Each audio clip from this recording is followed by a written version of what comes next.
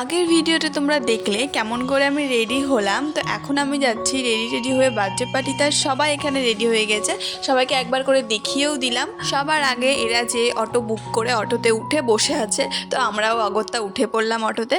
আর এই যে দেখতে দেখতে আমরা চলেও এসেছি বার্থডে পার্টিতে। আর সবাই মিলে ভেতরেও ঢুকে পড়লাম। সবাই মিলে যাওয়ার না মজাটাই আলাদা, আর সেটা যদি হয় একটু অনেকটা দূরে তাহলে তো আরোই মজা। তারপরে আমরা একটু গিফট দিলাম আর পুচকুর সাথে একটু দেখা করে আসলাম। এরপরে আমরা চলে এসেছি স্টার্টারে। আর স্টার্টারে দেখো কতটা ভিড়, এদিকে চা ফুচকা পড়ে আছে, এদিকে অতটা ভিড় নেই, কিন্তু ওই দিকটাতে অনেকটাই ভিড় ছিল।